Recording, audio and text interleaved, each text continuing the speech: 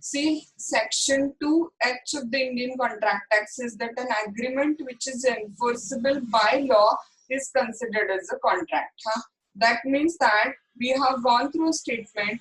Every agreement can't be considered as a contract. For becoming a contract, an agreement must have certain essential elements. Okay, as you know very well. This all essential elements of valid contract are given in Section 10 of the Indian Contract Act, if you remember. So both which are given in Section 10 and which are not given in Section 10, when we make a combination of this particular both, we found that for the creation of a valid contract, certain essential elements are required. Okay, just like there must be the two parties for the creation of a contract. Then there must be offer and acceptance, that is the agreement must be there for the creation of a contract. Offer must be certain, clear, not vague, and acceptance must be unqualified, and absolute acceptance should be there. Then third point, for the creation of contract, consideration must be there. Then fourth point we have discussed, for the creation of a contract, free consent of the parties must be there. Then fifth point we have discussed, for the creation of a contract, parties must be capable of making the contract. Just for example, they must be major, they must be sound mind, and they must not have been disqualified by law from making the contract. Then next point was that the meaning of terms must be certain. Then next point we have discussed was that the consideration or object of the contract must be lawful. Then next essential element we have discussed was that the contract must be such as capable of being performed. That means it should not be impossible to perform. Then next point we have discussed was that the your agreement should not be from the one which is expressly declared to be void list. So in all, if all these essential elements are there, then contract become the valid contract. So chapter number 1, offer and acceptance. Chapter number 2, consideration. And in chapter number 3, capacity of parties, pre-consent, lawful consideration and object, agreement not opposed to the public policy, an agreement not expressly to be declared to be void.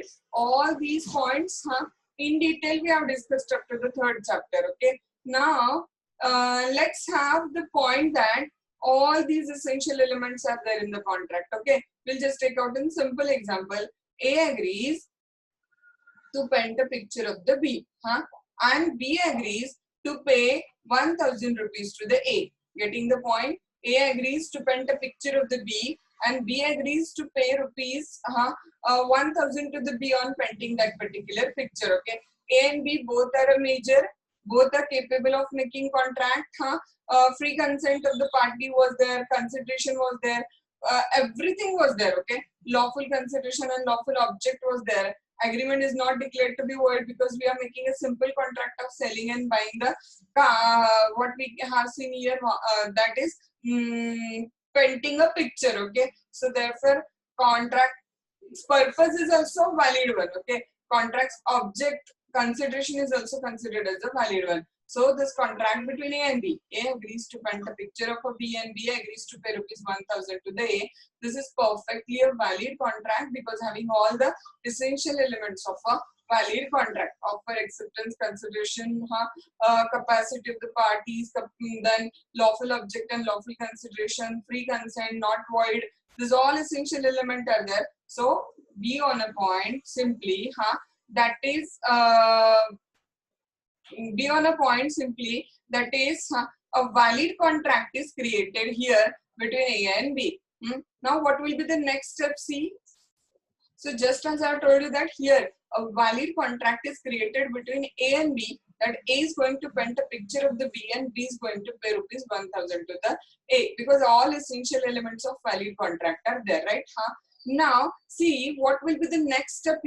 Now we have to perform the contract. ना contract तो बना लिया यहाँ पे हमने, but अभी हमें अगला step क्या करना पड़ेगा बोलो?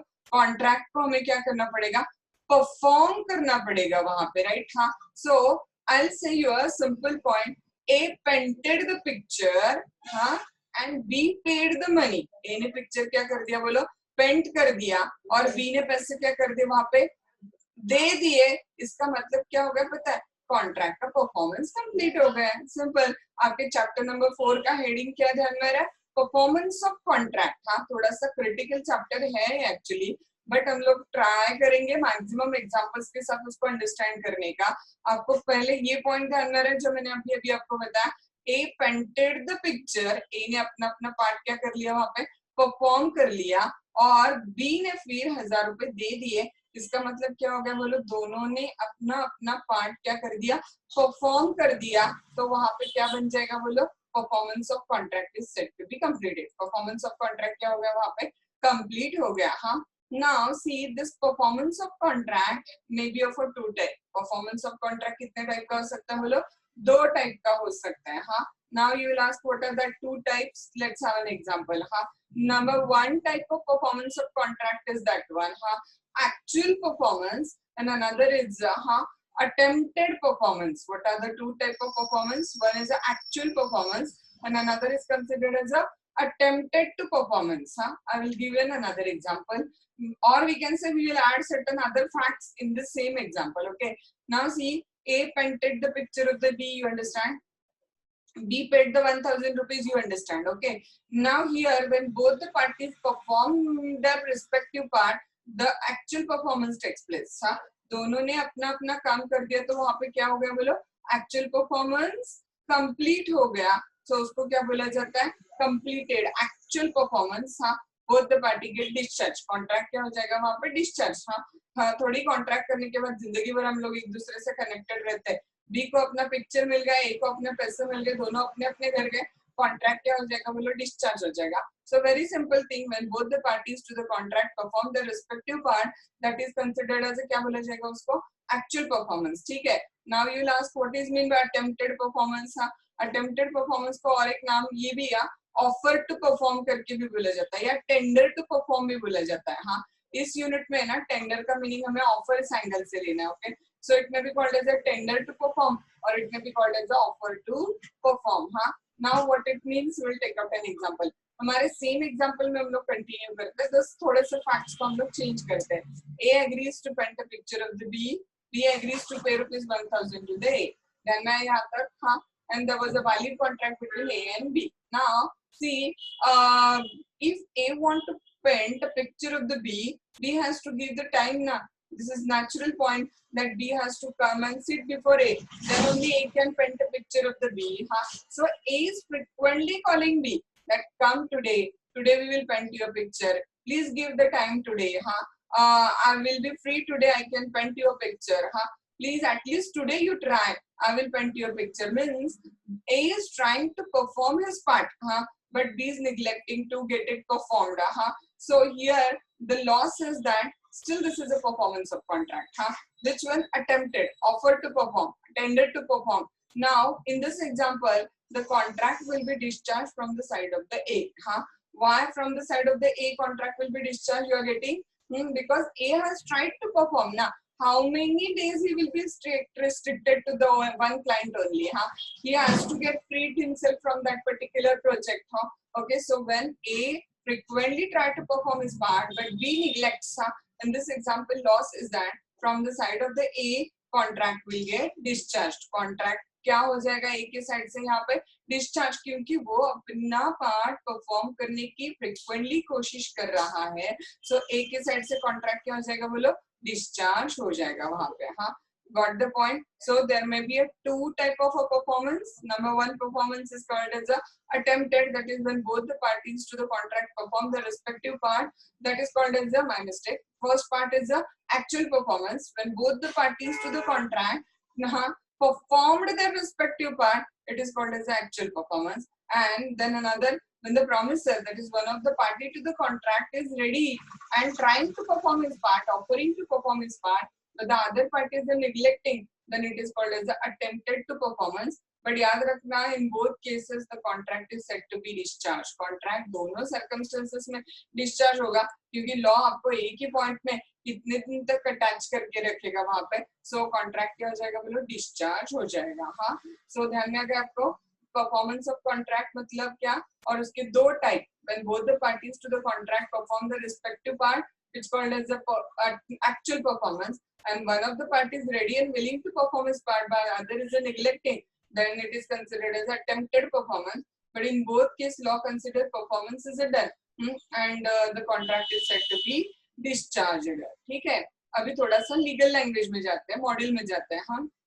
मॉड्यूल शुरू होता है with the obligation of the parties to the contract, जिसमें सेक्शन नंबर कितना दिया बोलो, सेक्शन नंबर 37 है। हाँ, क्या दिया देखो, the parties to the contract must either perform a painted picture, be paid the money, perform actual performance, or offer to perform, that is he is offering to perform his part but is neglecting the respective promises, unless the performance is dispensed with or excused under the provision of the contract or any other law. Under the contract we have to either perform our respective part or at least we have to promise that offer that we want to perform our part. Now you may understand this, but the last part of the section says that unless the performance is dispensed with or excused under the provision of the contract. Now we'll try to understand the meaning of this particular word. Same जो हमने पीछे example लिया था, इस example में ए जो painter है ना, ए पेंटर है इंडिया का, हाँ, और जिसका पिक्चर पेंट करना है ना बी, वो बी है समझो पाकिस्तान से। नाउ आपको पता है इंडिया और पाकिस्तान की क्या हो गई, कॉन्ट्रैक्ट किया तब कोई वॉर नहीं थी, सो कॉन्ट्रैक्ट के साथ वो लोग वैलिड कॉन्ट्रैक्ट था। और अब जिस दिन पिक्चर पेंट करना है ना, उस दिन मतलब जो एक डेट डिसाइडेड थी कि बाबा चलो हम लोग 20 मई को बैठ के वो पिक्चर पेंट कर लेंगे, तो एग्जैक्टली क्या हो गया पता है, 16 मई को इंडिया और पाकिस्तान का वॉर शुरू हो गया। अब 20 मई को परफॉर्म करना पॉसिबल ही नहीं है ना लीगली, तो यहाँ पे आपको परफॉर्मेंस करने की जरूरत नहीं है, क्योंकि कॉन्ट्रैक्ट क्या हो जाएगा बोलो, ऑटोमेटिकली डिस्चार्ज हो जाएगा। Why it will become automatically discharged? Impossibility of performance, क्योंकि अब इंडिया और पाकिस्तान की वॉर शुरू हो गई है, तो कॉन्ट्रैक्ट को परफॉर्म करना तो पॉसिबल ही नहीं है, तो ऑटोमेटिकली ही कॉन्ट्रैक्ट डिस्चार्ज हो जाएगा, वो वॉइड कॉन्ट्रैक्ट हो जाएगा। हाँ, और परफॉर्म करना जरूरी नहीं है, बट अदरवाइज नॉर्मल सर्कमस्टेंसेस में या तो आपको एक्चुअल परफॉर्मेंस तो देना पड़ेगा या तो आपको अटेम्प्टेड परफॉर्मेंस तो देना पड़ेगा वहां पे। हाँ, see further what the module is saying that you according to your model in this particular point now, so the promise bind the representative of promisor in case of a death of promisor before performance unless a contrary intention appear from the contract. देखो एक बार ना किसी ने हमारे test paper में लिखा था, तब मैंने उसको बताया था, सॉरी उनको बताया था कि यूनिट नंबर 4 में हमें ये पॉइंट क्या हो जाएगा, आ जाएगा।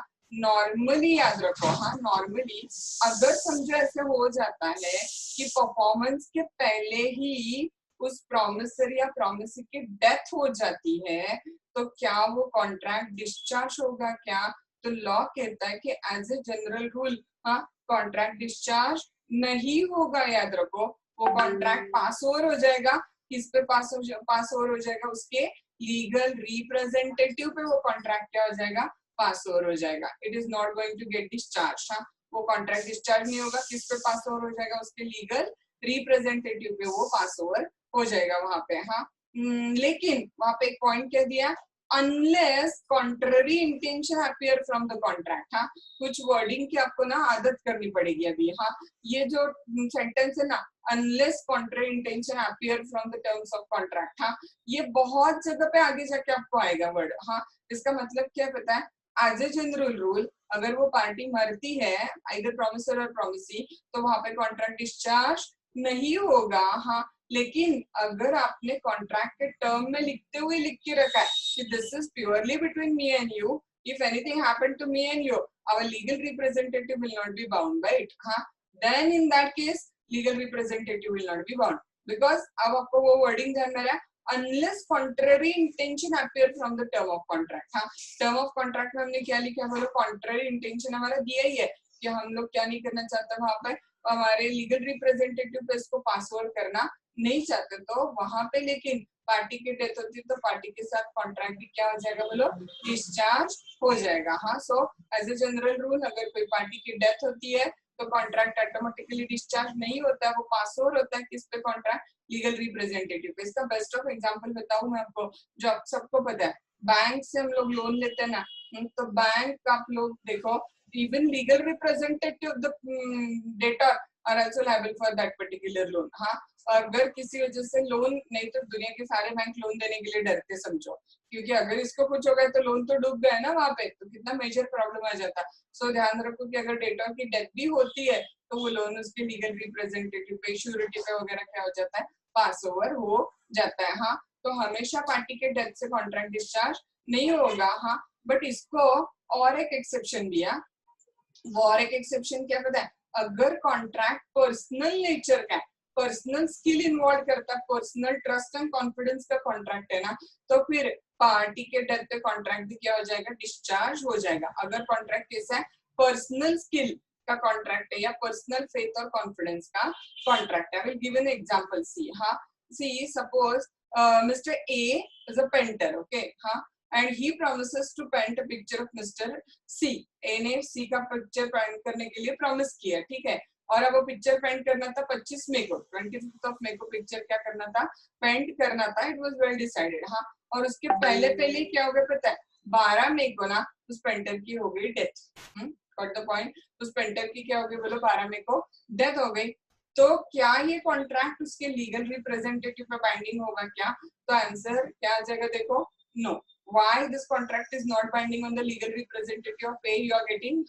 Because the point here is that one, A is a painter, और जरूरी है A के legal representative पेंटर ही होंगे, उनको पेंटिंग आता होगा, शायद तो उनको ब्रश भी पकड़ने ना आता हो। हाँ, तो जो पर्सनल नेचर के कॉन्ट्रैक्ट होते हैं ना, जैसे मैंने आपको प्रॉमिस किया, I will write a book for you, हाँ, और बुक लिखने के पहले मेरी डेथ हो गई, तो कॉन्ट्रैक्ट ऑटोमेटिकली क्या हो जाएगा बोलो, डिस्चार्ज। हाँ, why it will get discharge? Because personal nature का कॉन्ट्रैक्ट है। मेरे घर वालों को बुक का एबीसीडी भी पता नहीं है, तो बुक कहाँ से लिखेंगे? उस पेंटर के घर वाले को पेंटिंग का ब्रश भी पकड़ना नहीं आता है, तो वो पेंटिंग कहाँ से करेंगे? ओके, सो जहाँ पे पर्सनल नेचर के कॉन्ट्रैक्ट है ना, हाँ, पर्सनल स्किल वगैरह इन्वॉल्व वाले कॉन्ट्रैक्ट है, वहां पे उस पार्टी के डेथ के साथ कॉन्ट्रैक्ट में क्या हो जाएगा, डिस्चार्ज। हाँ, तो वापस बताती हूँ, और इसका मतलब अगर, हाँ, as a general rule party की डेथ हो जाती है तो कॉन्ट्रैक्ट डिस्चार्ज नहीं होता है। वो कॉन्ट्रैक्ट के टर्म्स किस पे बाइंडिंग हो जाते हैं बोलो, उसके लीगल रिप्रेजेंटेटिव पे कॉन्ट्रैक्ट के टर्म्स क्या हो जाते हैं, बाइंडिंग हो जाते हैं। बट इसको एक्सेप्शन कौन है बोलो, नंबर 2 एक्सेप्शंस आर देयर। हाँ, वन एक्सेप्शन क्या बताया आपको मैंने अभी स्किल, पर्सनल स्किल, हाँ, के जो कॉन्ट्रैक्ट है, लाइक ऑथर है, पेंटर है, टीचर है, हाँ, वगैरह वगैरह। और दूसरा एक्सेप्शन हमने जो वहां पे देखा, वो दूसरा एक्सेप्शन हमने क्या देखा वहां पे अभी अनलेस कॉन्ट्रा इंटेंशन वाला। हाँ, अगर वहां पे कॉन्ट्रा इंटेंशन है कि बाबा नहीं, हाँ, हमारी डेथ होती तो हमारे साथ ये कॉन्ट्रैक्ट भी खत्म हो जाएगा, तो फिर वो कॉन्ट्रैक्ट क्या हो जाएगा, खत्म हो जाएगा। हाँ, नाउ एग्जांपल देखो, A promises to deliver the goods to the B on a certain date on payment of ₹1 lakh। हाँ, A प्रॉमिस करता है कि कुछ गुड्स दे देगा 1 लाख रुपए के। हाँ, एक B को, B dies before that day, लेकिन ना उसके पहले पहले या A की क्या हो जाती है, वहां पे डेथ हो जाती है। A dies before that day। Now A के, ये कोई पर्सनल नेचर का कॉन्ट्रैक्ट नहीं है ना, गुड्स देने का कॉन्ट्रैक्ट है, सिंपल। तो A के representative bound to deliver the goods to the B, और B भी बाउंड है कि वो पैसे किसको पे कर दे बोलो, A के लीगल रिप्रेजेंटेटिव को पैसे पे कर दे वहां पे। हाँ, नाउ एग्जांपल नंबर 2 क्या जाता है देखो। हाँ, वही मैंने जो पेंटर वाला एग्जांपल दिया था आपको, promises to paint a picture of for a B by certain date, at a certain price। now A dies before that date, उसके पहले पहले A मर जाता है वहां पे। the contract cannot be enforced either by A's representative or by B because it involves the use of personal skill and it is not a contract of, it is a contract of personal nature। okay, so वो व्यक्ति के साथ ही खत्म हो जाएगा, आगे forward नहीं होगा। हाँ, सो सिंपल पॉइंट है, इन जनरल रूल क्या गया ध्यान में आ गया आपको कि परफॉर्मेंस में, हाँ, वो क्या होगा वहां पे, अगर वो पर्सनल स्किल और नेचर का कॉन्ट्रैक्ट है और पार्टी की डेथ होती है, तो परफॉर्मेंस करने की जिम्मेदारी किस पे आ सकती है बोला जाएगा वहां पे, उसके लीगल रिप्रेजेंटेटिव पे आ सकती है क्या? आंसर इज नो, क्योंकि पर्सनल स्किल का कॉन्ट्रैक्ट है ना, तो ऑटोमेटिकली उस व्यक्ति के साथ कॉन्ट्रैक्ट भी क्या हो जाएगा, खत्म हो जाएगा। हाँ, लेकिन उसमें कोई पर्सनल स्किल और कॉन्फिडेंस इन्वॉल्व नहीं है और कोई कॉन्ट्रा इंटेंशन भी नहीं है, तो वो कॉन्ट्रैक्ट किस पे फॉरवर्ड हो जाएगा, legal representative of the person who is died, वहां पे क्या हो जाएगा, पास ओवर हो जाएगा। इन ऑल इसका मतलब देखो, basic rule, promiser must exactly do what he has promised to perform। हाँ, जो भी कुछ आपने प्रॉमिस किया है परफॉर्म करने के लिए उसको परफॉर्म करो. द ऑब्लिगेशन टू परफॉर्म कैसा होता है बोलो, एब्सोल्यूट होता है ये. हाँ, thus it may be noted it's necessary for the party who want to encourage the promiser made to him to perform his promise for himself or offer to perform his promise. या तो आप performance खुद कर सकते हो. हाँ, दोनों party ने अपना अपना पार्ट परफॉर्म कर लिया. Contract will be set to be discharge by performance. हाँ, लेकिन अगर एक पार्टी ओनली प्रॉमिस कर रही है कि परफॉर्म करूंगी, तो इसका मतलब वो परफॉर्म करने के लिए क्या कर रही है, अटेम्प्ट कर रही है, ऑफर टू परफॉर्म कर रही है वहां पे. हाँ, सो इन ऑल देखो वापस मॉड्यूल में वही दिया है. From the discussion we had we come to know that हाँ, परफॉर्मेंस में भी नंबर 1 दिया मॉड्यूल में एक्चुअल परफॉर्मेंस. हाँ, जो आपको ऑलरेडी बता चुकी हूँ मैं. Both parties play their respective role. It's called as actual performance. When a party to contract has done what he had undertaken to do, or either the parties have fulfilled their obligation under the contract within time and in a manner prescribed. दोनों party ने within time prescribed manner में अपना अपना part perform कर दिया. Contract क्या बोला जाएगा बोलो, डिस्चार्ज हो जाएगा वहां पे. हाँ, एग्जांपल दिया है. X promises to sorry X borrow ₹5 lakh from Y. X ने 5 लाख रुपए का लोन लिया है किससे, Y से, with the promise to be paid after 1 month. हाँ, X repays the amount on the due date. X ने फिर वो पैसे क्या कर दिए, रीपे कर दिए. इसको क्या बोला जाता है, एक्चुअल परफॉर्मेंस बोला जाता है. सिंपल है ना, लोन दिया और प्रॉमिस डेट के पहले पहले लोन दे दिया, तो उसको क्या बोला हमने, एक्चुअल परफॉर्मेंस. हाँ, और दूसरा ऑफर टू परफॉर्म, उसको दूसरा नाम बताया मैंने आपको, अटेम्प्टेड परफॉर्मेंस, या इवन उसको क्या बोला जाता है बोला मैंने आपको, टेंडर टू परफॉर्म भी बोला जाता है. हाँ, it may happen some time when the performance become due, the promisor offer to perform his obligation but promisor refuse to accept the performance. हाँ, प्रॉमिसर तो अपना पार्ट परफॉर्म करने के लिए रेडी है. हाँ, मतलब ध्यान में आ गया वो घोड़े वाला. हाँ, पेंटिंग वाला. हाँ, पेंटिंग में वो पेंटर तो अपना पेंटिंग कंप्लीट करने के लिए रेडी है, बट जिसका पेंटिंग निकालना वो टाइम ही नहीं दे रहा है, तो पेंटर के साइड से कॉन्ट्रैक्ट क्या हो जाएगा बोलो, डिस्चार्ज हो जाएगा वहां पे. हाँ, एग्जांपल दिया है. P promises to deliver certain goods to the P. R. हाँ, P ने प्रॉमिस किया कि वो कुछ गुड्स किसको डिलीवर कर देगा, R को. हाँ, now P takes the goods to the appointed place during the business hour. हाँ, P क्या करता है, बिजनेस आवर में डिसाइडेड जैसे था वैसे वो गुड्स लेके चला जाता है, but R refuses to take the delivery of the goods. लेकिन R वो डिलीवरी लेने से क्या कर देता है, मना कर देता है. इसको क्या बोला जाएगा, देखो P तो अपना पार्ट परफॉर्म करने के लिए रेडी है ना, और परफॉर्म कर रहा है इनफैक्ट. हाँ, कौन निग्लेक्ट कर रहा है वहां पे परफॉर्मेंस लेने से, R निग्लेक्ट कर रहा है. सो कॉन्ट्रैक्ट क्या हो जाएगा बोलो यहाँ पे, this agreement is attempted performance है. हाँ, अटेम्प्टेड, क्योंकि वो अपना पार्ट परफॉर्म करने के लिए P अटेम्प्ट कर रहा है, लेकिन Q निग्लेक्ट कर रहा है. हाँ, as the P the promiser done what he was required to do under the contract. हाँ, P को जो करना चाहिए तो वो P क्या हो चुका है, कर चुका है वहाँ पे. So very simple is that performance will be of two types, actual performance और दूसरा क्या जाएगा बोलो, attempted performance consider किया जाएगा. हाँ, so हमने यहाँ पे क्या डिस्कस किया बोलो, 4.1 obligation of the parties to the contract that we have discussed, section number 37 हमने क्या किया, डिस्कस किया. हाँ, now the next point is that one, by whom the contract may be performed. Fresh point we are going to discuss. By whom the contract may be performed. पहला common rule क्या होगा बोलो, अगर चिराग और निधि के बीच में कॉन्ट्रैक्ट है, that is Chirag is going to sell his bike to Nidhi for ₹25,000 and Nidhi is going to pay that ₹25,000 to the चिराग. हाँ, ये हमारा क्या होगा बोले, कॉन्ट्रैक्ट हो गया. As a general rule of course contract कौन परफॉर्म करेगा बोलो, निधि अपने साइड से खुद करेंगे, मतलब कार चिराग को हैंड ओवर कर देंगे. हाँ, और चिराग निधि को जो भी पैसे कार के वो क्या कर देंगे, हैंड ओवर कर देंगे, नॉर्मल सर्कमस्टेंसेस में. हाँ, लेकिन अब ना यहाँ पे हमें क्या याद रखना है, शुरू में तो वही है कि person by whom promises to be perform. In general कौन परफॉर्म करता है, पहला प्रॉमिसर, और बाकी बाद में लोग आ जाते हैं वहां पे. हाँ, समझो उस कॉन्ट्रैक्ट को परफॉर्म करने के लिए ना प्रॉमिसर ने किसी एजेंट को रखा है, तो इवन परफॉर्मेंस कौन दे सकता है बोलो, एजेंट भी परफॉर्मेंस दे सकता है. हाँ, या फिर थोड़ी देर पहले बताया था मैंने, अगर पर्सनल स्किल का कॉन्ट्रैक्ट नहीं है, कोई ट्रस्ट और कॉन्फिडेंस वाला कॉन्ट्रैक्ट नहीं है, तो इवन उसके लीगल